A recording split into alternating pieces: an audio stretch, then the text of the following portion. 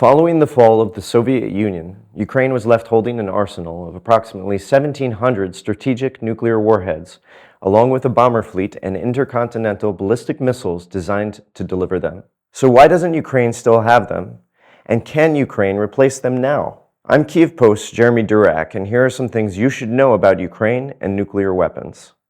When the Cold War ended, many were optimistic that the world was finally going to be able to live in peace.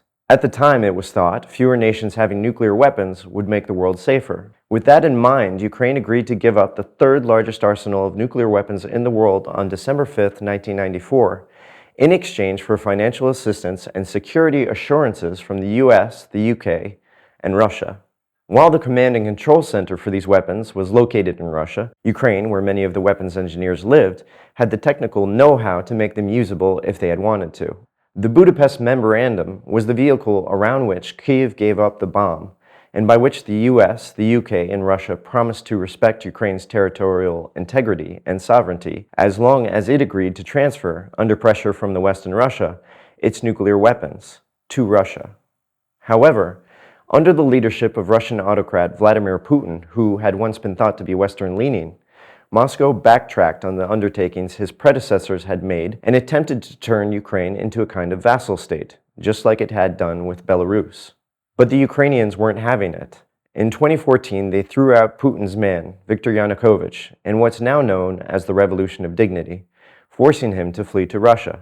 Russia responded by invading Crimea and the Donbas region.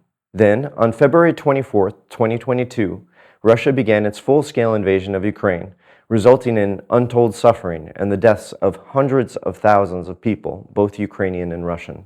Today, many Ukrainians ask, would any of this have happened if Ukraine hadn't signed over its nuclear weapons under the Budapest Memorandum? Until now, this question has been asked in hushed tones and in private conversations, but it's not one that's been asked in public by anyone working for Ukrainian President Volodymyr Zelensky's government, even over the past 3 years of the full-scale war. That all changed on October 17th when Zelensky spoke in Brussels to the European Council as he presented his victory plan to EU leaders. He asked, "Who gave up nuclear weapons? All of the nuclear powers? No. Ukraine was the one who gave up its weapons. Who is in a war today? Ukraine. Either Ukraine can have nuclear weapons, and that will be our protection, or we should have some sort of alliance." While the US and NATO leadership have expressed general support for Ukraine joining NATO at some unspecified future date, Kyiv has paid a heavy price for not having its own nuclear deterrent, and this time Ukraine wants a real, concrete guarantee from its partners. At a press conference on October 21st, Zelensky said that Ukraine's only plan is to join NATO, which would offer Kyiv a shared nuclear umbrella, and that it has no plans to rebuild its nuclear arsenal. But we don't do nuclear weapon. Please, don't move these messages. That said, if one of the signatories of the Budapest Memorandum, Russia, is invading Ukraine, then the Budapest Memorandum has been invalidated. And now Ukraine also can't join NATO, Zelensky said. So could Ukraine develop nuclear weapons again if it wanted to?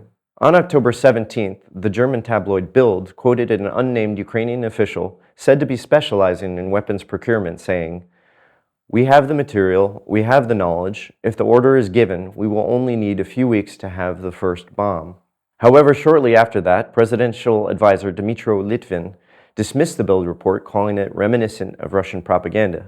But it is widely understood, if only implied, that Ukraine already has the knowledge base to build nuclear weapons. It has a developed rocket industry and perhaps the most developed drone industry in the world, meaning it could probably deliver a nuclear weapon as well.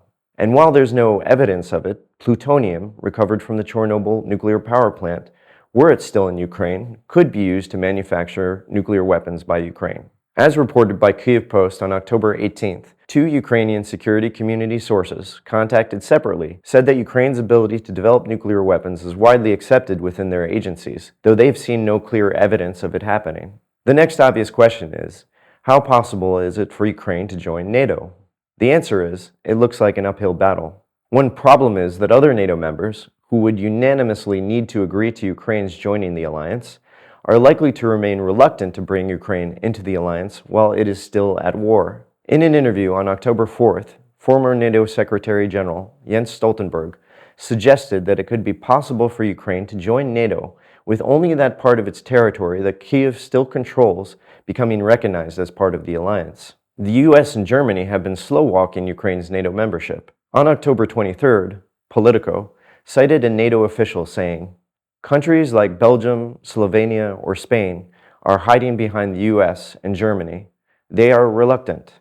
The next day, Sergei Nikiforov, a spokesperson for Zelensky, told RBC Ukraine that the information was inaccurate.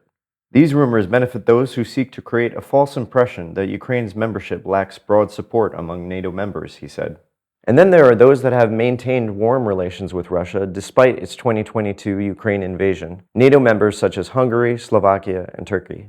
On October 6th, Slovak PM Robert Fico vowed that he would direct the lawmakers under his control never to agree to Ukraine's joining NATO.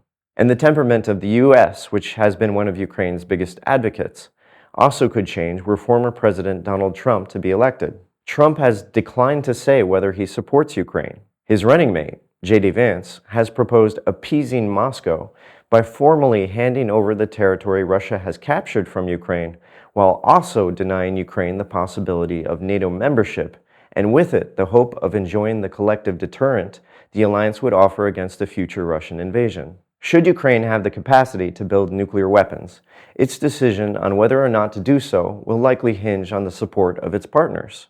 Whatever might happen going forward, the lesson that many Ukrainians feel the war with Russia has taught them, and the lesson for the world, is that nuclear disarmament is not in a nation's best interest. Thanks for watching. Like and subscribe if you'd like more content like this.